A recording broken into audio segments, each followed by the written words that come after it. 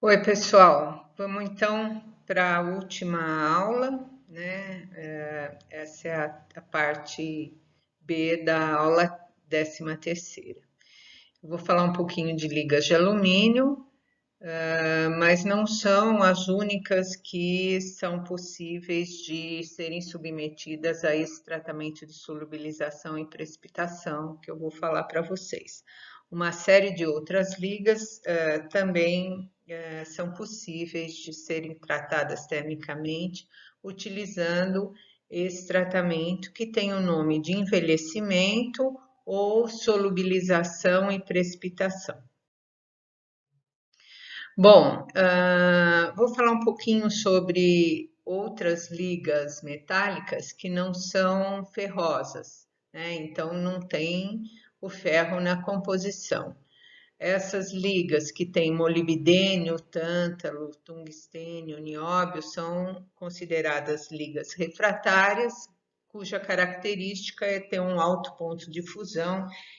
Se não me engano, o tungstênio, acho que o ponto de fusão dele chega a 3.000, né? Então, 3.000 graus Celsius. Então, são ligas realmente para serem utilizadas em altas temperaturas.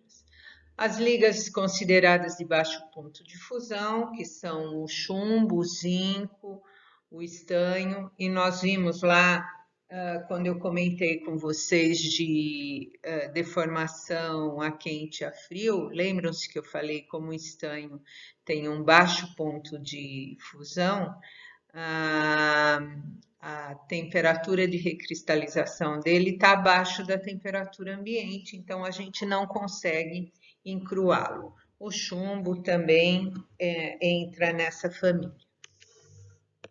As ligas de níquel, elas são consideradas ligas para altas temperaturas também, principalmente essas superligas de níquel, que são utilizadas na fabricação de pás, de turbinas e outros componentes que precisam de resistência e que também são submetidos a altas temperaturas.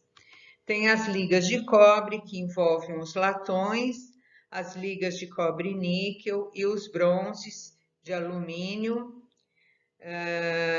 que vai alumínio também, vai estanho, então são ligas com uma densidade maior, são aqueles metais amarelos que a gente vê para fazer,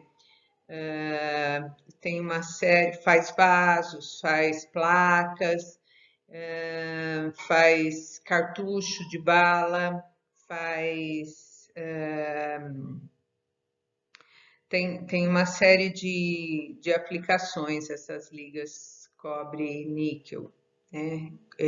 Não só cobre e níquel, essas ligas de os bronzes, os latões. Eu queria dizer que dá para fazer muitos mancais de escorregamento, de deslizamento, são feitos dessas ligas. Esses mancais são aquelas buchas, né, que vão nos eixos. E as ligas consideradas leves, que são as que têm baixa densidade, que são as ligas de alumínio, titânio, magnésio e berilo. Bom, como a gente vai falar sobre o alumínio, vou comentar um pouquinho das ligas de alumínio, vou comentar um pouquinho sobre o alumínio, que é o metal mais abundante na crosta terrestre. Ele começou a ser utilizado, digamos, em termos de material metálico mais recentemente, né? Porque o processamento em si é um processamento caro e ele se tornou atualmente um dos metais desses metais de alta resistência e baixa densidade mais utilizados atualmente. E ele forma diversos sistemas de ligas, com manganês, com cobre, com magnésio, com silício, com o próprio ferro, com o níquel, com o lítio, muitas ligas aeronáuticas dessa da série 7050 tem lítio na sua composição e são ligas com altíssima resistência. E algumas dessas ligas têm, inclusive, resistência superior aos considerados ácidos estruturais. A densidade do alumínio, dessas ligas de alumínio, é de 1/3 do aço, tem boa condutividade térmica e elétrica e elevada resistência específica, que é exatamente essa relação entre resistência e densidade. São muito dúteis, fáceis de usinar, permite a fundição, soldagem e processamento em geral. Então, a manufatura das ligas de alumínio é uma manufatura que é relativamente simples, digamos assim, tem boa resistência à corrosão e o custo não é tão alto quanto as ligas de titânio, né? Que têm finalidades similares.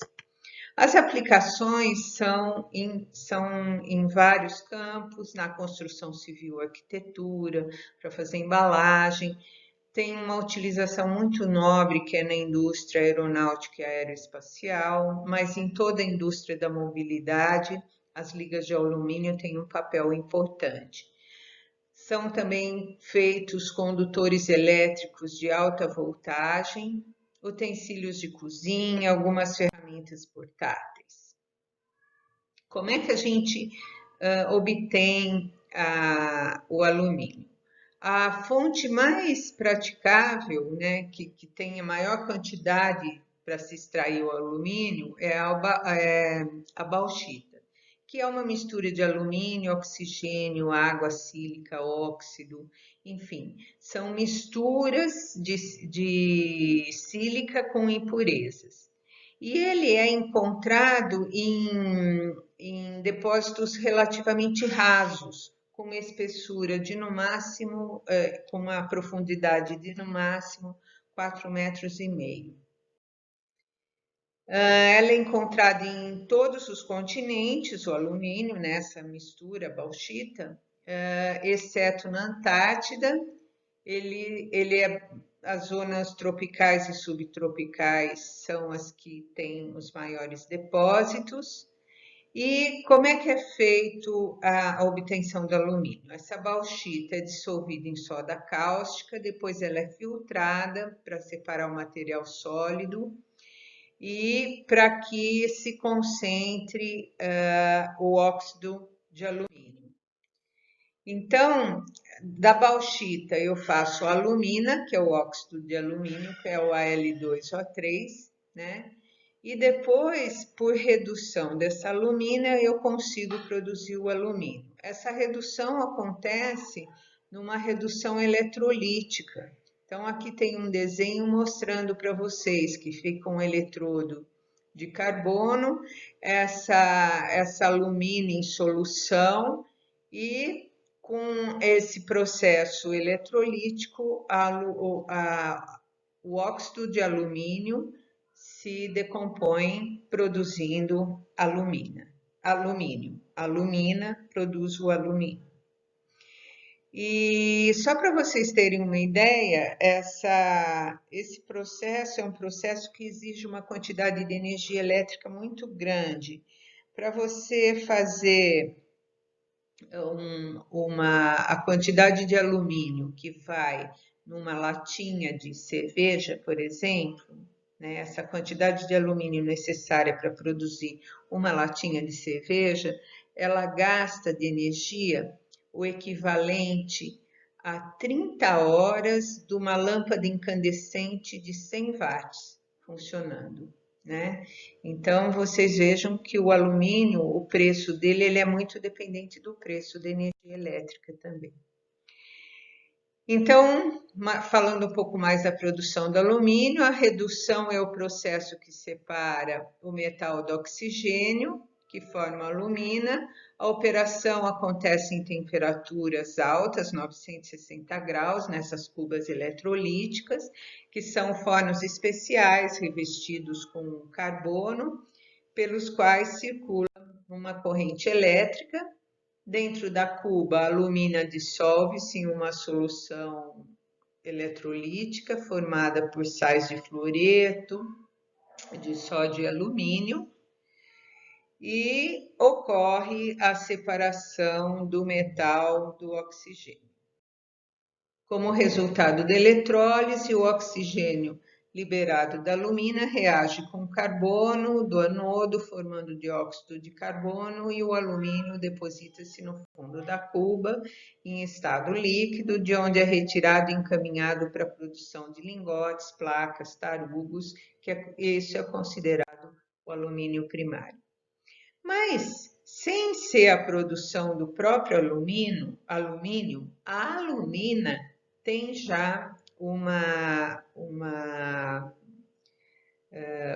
tem aplicações bastante importantes. Por exemplo, ela entra na confecção de pasta de dente. Esse óxido de alumínio, ele serve como material abrasivo que ajuda a limpar os dentes. Ele pode ser um aditivo de borrachas para melhorar resistência ao desgaste, ele entra na composição das massas dos refratários, ele pode ser usado como abrasivo, fazendo rebolos ou fazendo lixas, né? Esse grãozinho que aparece na lixa, em algumas delas são grãos de óxido de alumínio, catalisadores da refinação de petróleos, detergentes e antitranspirantes. Em até algumas pomadas, alumínio é usada. O alumínio, ele pode ser usado em faixas refratárias, em tintas, né, para refletir luz, pisos, na indústria da mobilidade, em alguns edifícios, para que eles fiquem com uma estrutura mais leve e são resistentes à corrosão, então precisa de pintura, certo? Então tem uma grande gama de aplicações. Como é que são classificados os alumínios? A classificação dos alumínios que são tratáveis termicamente, eles têm 4 dígitos. O primeiro dígito, ele é o tipo da liga, é a série que ela pertence. Então, qual é o principal elemento de liga, digamos assim, do alumínio? O segundo é o controle de impurezas. Então, ele vai de 0 a 9. E os outros 2 dígitos identificam a liga no grupo. Os tratamentos que são possíveis de realizar no alumínio e nas ligas de alumínio são recozimentos. O que é o recozimento mesmo? A gente põe no forno, aquece e resfria lentamente. Então, isso é o recozimento. A gente não faz só em aço, a gente faz em outros tipos de materiais, nos alumínios e nas ligas de alumínio também. E o endurecimento por precipitação ou envelhecimento em algumas das séries das ligas de alumínio.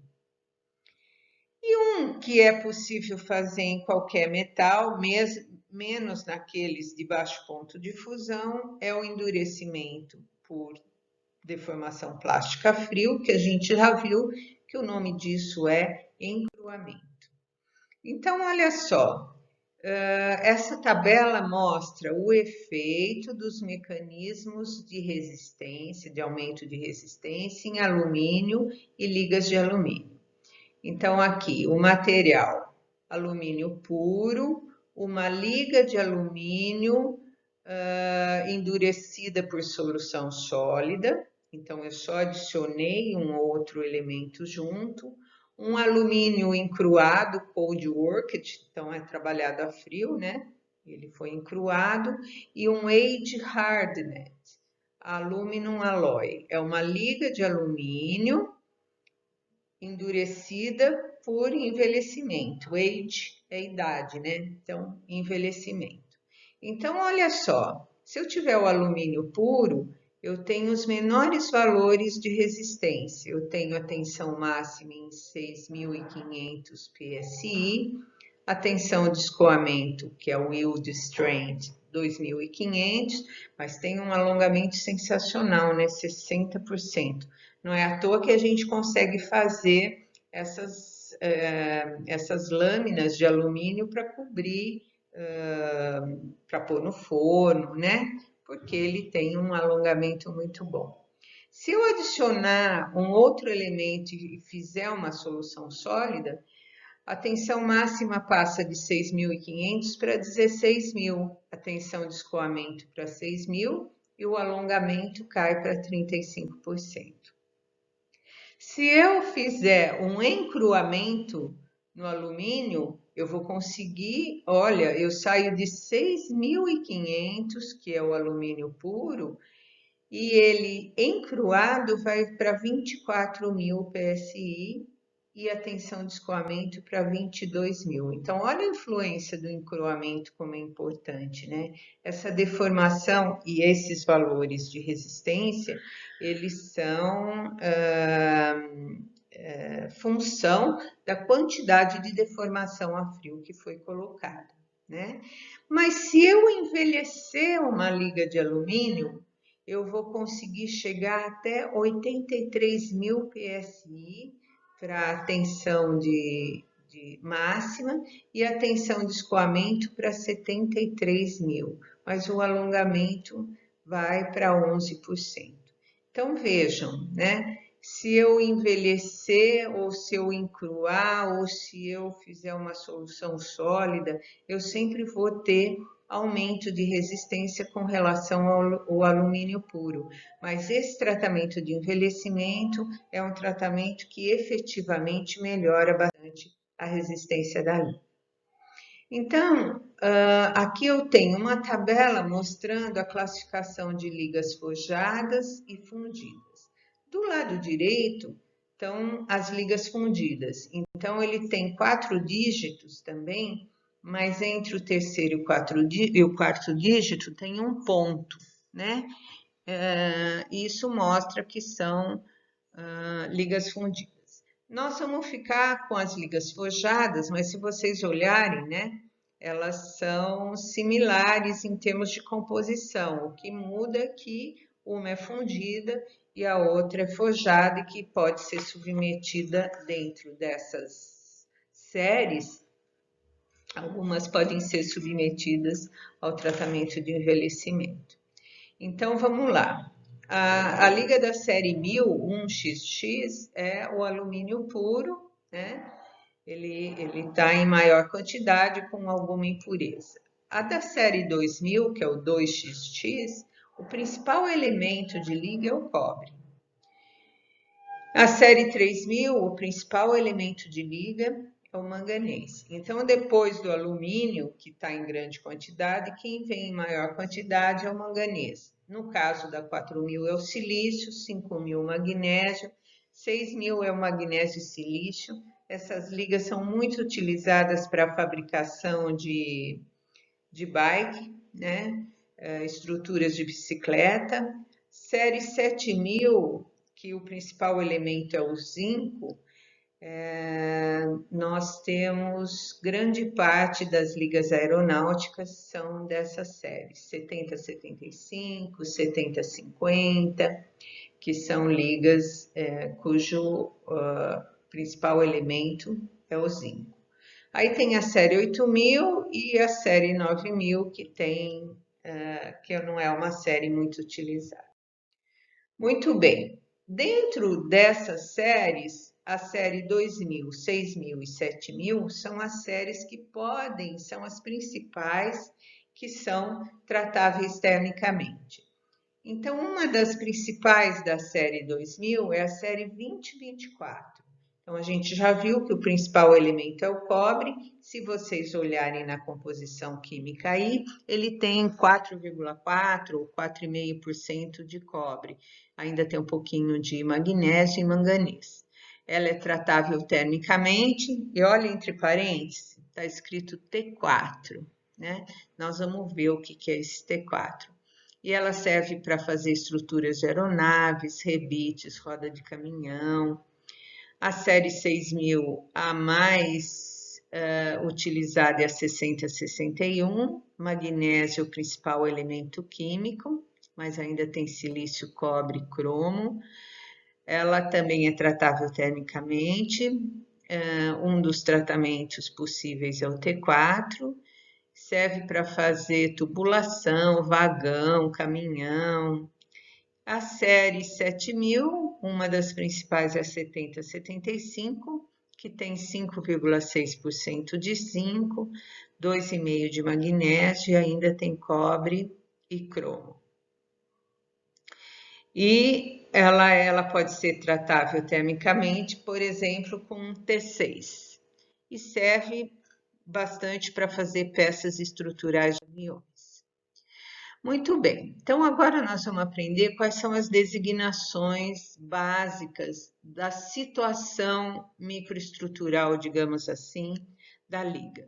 Se ela vier com a letra F depois, então vem a série, né, sei lá, 6061F, significa que é como fabricado, não há controle especial após o aquecimento, nem condições de encruamento são aplicadas. Então, a gente não sabe muito bem como é que ela chegou, se ela é F. Se ela tiver a letra O, significa que ela foi recozida. Isso é principalmente aplicado em produtos forjados que foram aquecidos para gerar o efeito de recristalização. Então, são ligas que foram produzidas por algum processo de encruamento a frio, depois elas foram recozidas, então elas recristalizaram, e como elas são recozidas, é uma condição de baixa resistência, né? Mas com isso melhora a usinabilidade e é possível trabalhar essa liga, digamos assim. Se vier com a letra H, significa que ela foi encruada. Então, ela foi realizado um trabalho a frio, que pode ser seguido por um tratamento térmico ou não. Se ela vier com a letra W, significa que ela foi solubilizada. O que é isso? Eu elevei a temperatura, dissolvi os elementos de liga no alumínio e resfriei rapidamente. Pode acontecer se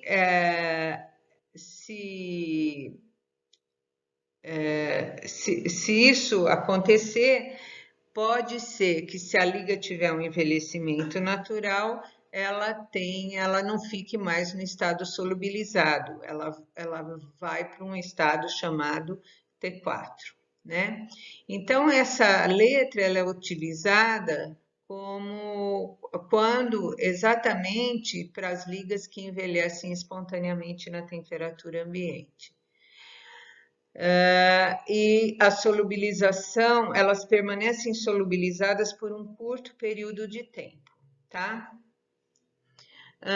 Tratável e T significa que ela foi tratada termicamente. Então, são aplicados a produtos que são tratados a quente, algumas vezes com encruamento posterior, produzindo têmperas mais estáveis e diferentes da condição FOW. Nós vamos ver melhor disso. Bom, como é que surgiu a aplicação, como é que surgiu esse processo de envelhecimento? Então, no início do século passado, um alemão chamado Wilmy, ele estava trabalhando com estrutura, estudando algumas estruturas leves para a construção de zeppelins. Zeppelins são aqueles dirigíveis, né? Então, ele começou a trabalhar com uma liga alumínio 4% de cobre, que é o 2024. Bom, o que ele fez? Ele solubilizou a liga, né, o alumínio 4% de cobre, então 4% de cobre ficou dissolvido no alumínio e ele resfriou rapidamente. E aí ele foi medir a dureza.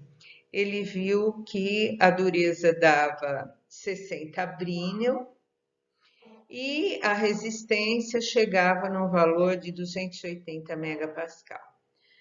Aí eu costumo brincar que era final de semana, aí ele saiu, foi tomar uma cervejinha, foi jogar bola com os amigos, tal, foi na festa à noite comer pizza, não sei o quê. Na segunda-feira ele voltou e resolveu medir a barra que tinha ficado lá descansando num canto.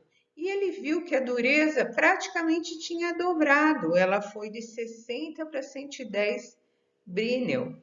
E a resistência ganhou 100 megapascal, foi de 280 para 380 megapascal. Por isso que esse processo é chamado de envelhecimento, porque ele deixou lá na temperatura ambiente a barra de alumínio e ela envelheceu, ela ficou 2, 3 dias lá e com esse envelhecimento que ela sofreu naturalmente, ela teve um aumento de resistência. Então, isso aconteceu na temperatura ambiente. Aí, estudando, foi verificado que, na verdade, o endurecimento da liga se dava, isso mais tarde se descobriu, pela precipitação de partículas microscópicas, da ordem de 5 vezes 10 a menos 5 milímetros, que se formam na última fase, que se formam depois da solubilização. E elas aparecem incrustadas na matriz. Então, o que aconteceu lá com aquela liga? Ele solubilizou e aí começou, depois, como você formou uma solução sólida supersaturada, começou a precipitar precipitados bem pequenininhos na matriz e que funcionam como cunhas para o escorregamento das discordâncias, né? Então, para os planos atômicos conseguirem escorregar, eles vão esbarrar nessas partículas que são muito pequenas, mas são finamente espalhadas. Elas são partículas submicroscópicas. O que quer dizer? Quer dizer que os caras olhavam no microscópio e não viam diferença nenhuma. Só que a dureza tinha aumentado, a resistência também. Depois é que se conseguiu enxergar com microscopia eletrônica e microscopia de transmissão, né? Aí conseguiu-se entender qual era o mecanismo de endurecimento, né? Então, o envelhecimento é um processo que gera a precipitação de partículas finamente dispersas e muito pequenas. Tem algumas que esse processo acontece naturalmente, como na Liga 2024, né? Esse é um processo que vai acontecendo a partir de 30 minutos que a liga foi solubilizada, ela começa o envelhecimento natural. E ela atinge a máxima resistência depois de 4 dias. Aí ela atinge o seu pico de resistência quando é feito na temperatura ambiente. Mas algumas outras ligas, como as ligas da série 7000, se eu deixar na temperatura ambiente, elas não vão envelhecer. Eu preciso elevar um pouco a temperatura para desencadear o processo de precipitação. Então, nesse caso, eu digo que eu estou fazendo um envelhecimento artificial, porque eu precisei colocar a liga dentro do forno. E esse é um processo de endurecimento, né? O envelhecimento, tanto natural quanto artificial, que ocorre a dispersão desses precipitados. Então, eles é que vão atrapalhar o caminhamento das discordâncias. Como que é esse precipitado? Na verdade, esse precipitado ele se forma como um precipitado coerente com a matriz. E isso produz uma distorção na rede. Eu falei isso no revenido de aço-ferramenta, eu falei para vocês, né? Que formava um carboneto, aqui não é carbono, hein? Aqui é um precipitado de alumínio e cobre. Se for o 2024, se for o 7075, é alumínio e zinco, certo? Então, lá era um carboneto, mas ele tinha a interface coerente com a matriz, como esse precipitado aqui. Quem começou a estudar esse fenômeno foram 2 caras, um chamado Guinier e outro Preston. E como eles estudaram esse fenômeno, essa sequência de precipitação foram chamados de zonas GP, que tem ligação com o nome deles, que é Guinier-Preston.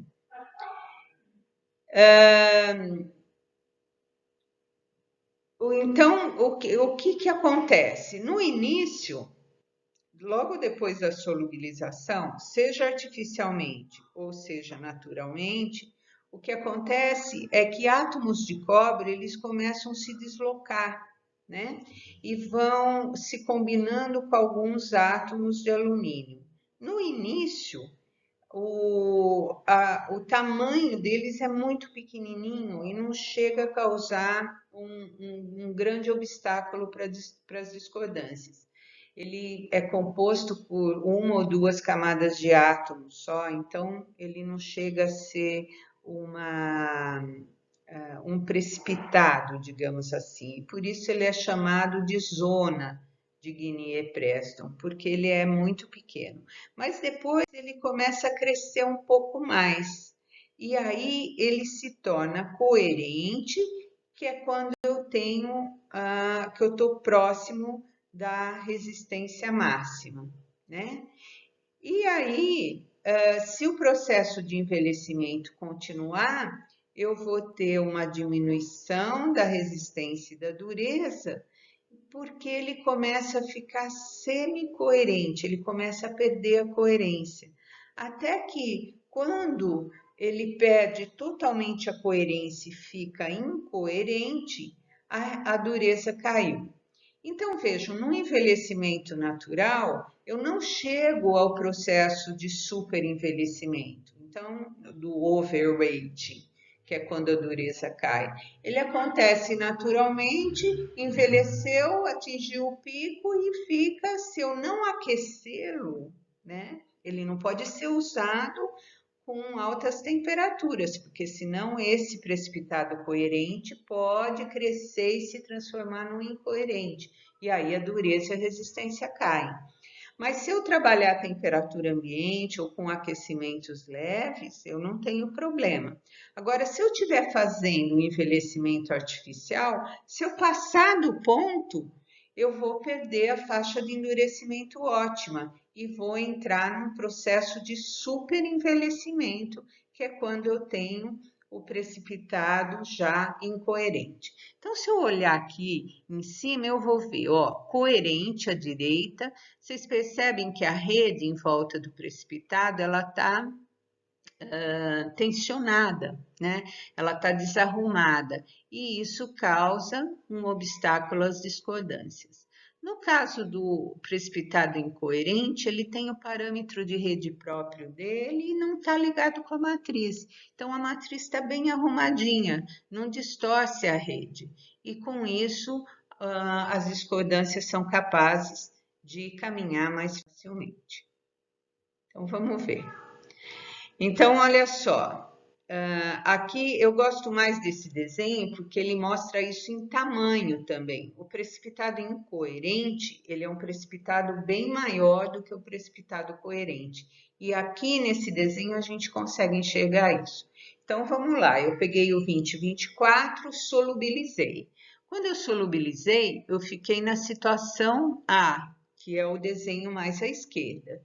Na situação A, eu tenho os átomozinhos de cobre dissolvidos na matriz de alumínio. Mas nós vamos ver já já no diagrama que a solubilidade do cobre no alumínio é limitada. Então, ele está super saturado. Ele tinha que ter formado um precipitado. Mas como eu resfriei rápido, não deu tempo dele formar. Com o passar do tempo, esses cobres se combinam com alguns alumínios e formam essa fase precipitada aí do centro, que é o B, que é o precipitado coerente. Se o processo de envelhecimento continuar, eu vou ter um crescimento desse precipitado e ele vai para a situação C e ele se torna incoerente com a matriz. E com isso, ele se desapega da rede e a resistência cai, certo? Então, o máximo endurecimento está relacionado com a situação de coerência do precipitado. O incoerente já dá uma dureza mais baixa, porque ele não está ligado à matriz e ele é maior, é um precipitado maior, certo? Muito bem. Olha só a liga de alumínio cobre, os 4% aqui, ó. Então, o que que eu tô vendo? Eu estou estudando o 2024, né? Os outros, eles são similares, o processo é muito parecido. Então, o que que eu vejo? Eu vejo aqui à esquerda do diagrama um campo alfa, que eu tenho uma única fase formada, né?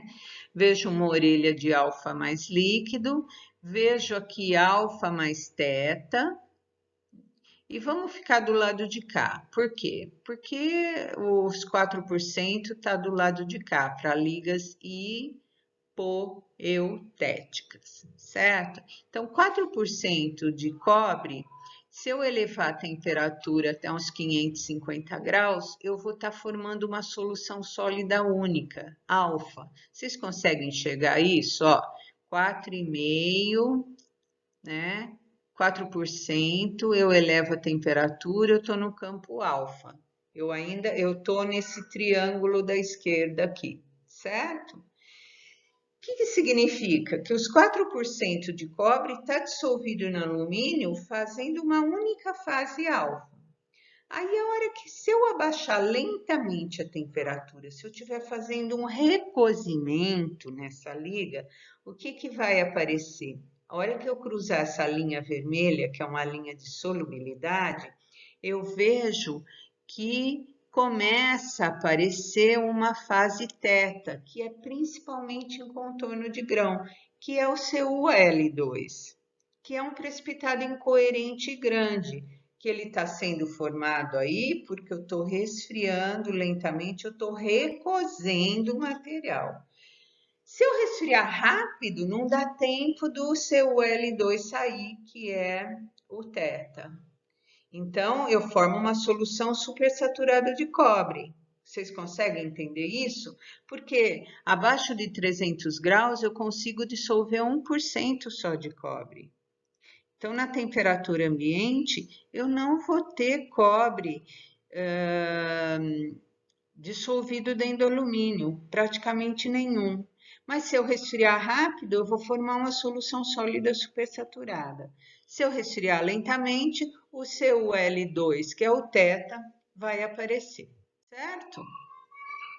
Então vejam, para que eu consiga fazer uma solução sólida supersaturada, que é a condição solubilizada, para depois conseguir o envelhecimento, eu preciso que o diagrama tenha algumas condições propícias a isso.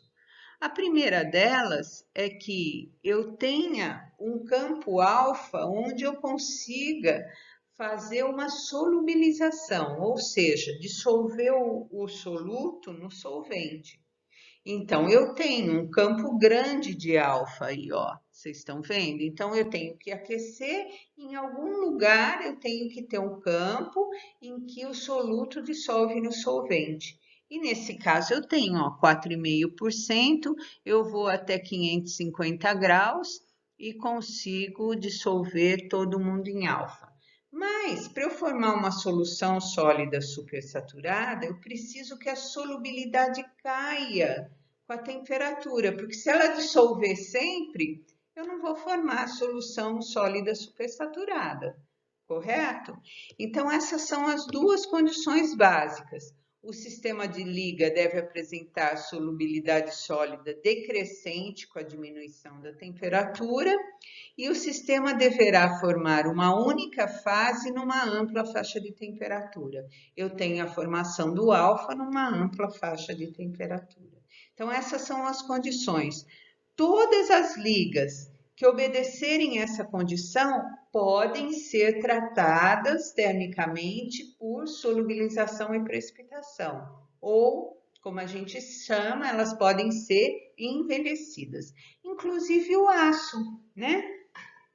Tem algumas ligas que eu consigo fazer um envelhecimento no aço. E aí, um aço que ele sofre esse envelhecimento são os aços maragem. Vocês já ouviram falar? Escreve maragem. Esse aço mareiding, ele tem dois mecanismos de endurecimento. O mar é de formação da martensita e o aging é de precipitação de envelhecimento. Então, o processo de endurecimento do aço mareiding, na verdade, ele tem dois processos, a têmpera e o envelhecimento. Por isso, ele é um aço muito utilizado, principalmente para fazer esses submarinos nucleares. Ele é um aço bastante resistente. Muito bem. Então, olha só aquilo que eu falei para vocês, né? Se eu pegar uma liga 4% de cobre, eu vou lá em cima, acima de 660 graus, ela está líquida, a hora que eu entro na orelha alfa mais líquido, eu começo a fazer a solubilização, eu começo a fazer a solidificação em alfa, né? E quando eu entro no campo alfa, todo mundo está formando uma solução sólida única, alfa, e eu abaixando a temperatura, eu cruzo ali por volta de 510 graus mais ou menos, eu cruzo essa linha de solubilidade, que significa a partir desse momento a solubilidade está caindo e eu vou precipitar uma nova fase à base de cobre, que é o CuAl2, que é o teta, que se precipita principalmente em contorno. Então, aí a gente vê as três situações, a solidificação do alfa, o alfa e depois o teta nos contornos de grão de alfa. Eu fiz um recozimento aí, certo? Se eu agora pegar esses 4%, elevar a temperatura, se eu pegar essa liga, elevar a temperatura até o ponto 1, o que faz? O que acontece no ponto 1? O cobre dissolve-se no alumínio, então eu formo uma solução sólida única, alfa. Se ao invés de resfriar lentamente, eu resfriar rapidamente, eu fizer um quench, eu vou ter um alfa SS, olha no desenho aqui, eu fiz um quente, tem um alfa SS. O que é o alfa SS? Super saturado. O cobre ficou lá dentro, mas o alumínio não conseguiria dissolvê-lo. Então eu resfriei rápido, não deixei o cobre sair. E aí, com o envelhecimento, com o age, eu vou precipitar zonas que a gente chama de GP2, né, que já está partículas coerentes, a GP1 é quando ela é muito pequena ainda, eu vou então produzir essas partículas coerentes e vou promover um aumento significativo da dureza e da resistência. Muito bem. Se eu aumentar a temperatura e deixar o processo acontecer, essas partículas GP2, né, elas vão se juntando e vão se transformando no teta, que é o CuAl2, e vão ficar grandes e incoerentes com a matriz e eu vou perder a resistência, né? E se acontecer isso, acabou, não tem que fazer, eu jogo fora? Não, eu ressolubilizo, formo alfa, resfrio rápido, formo um alfa supersaturado e envelheço outra vez, certo? Muito bem. Qual que é a diferença, então, entre o recozido e o superenvelhecido? Os dois têm o precipitado incoerente CuAl2 ou o precipitado teta.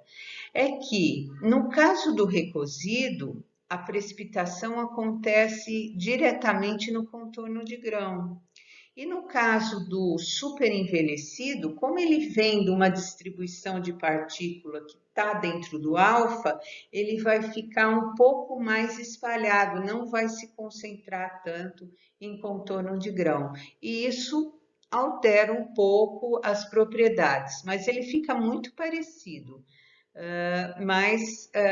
Esses precipitados ficam mais homogeneamente distribuídos, certo?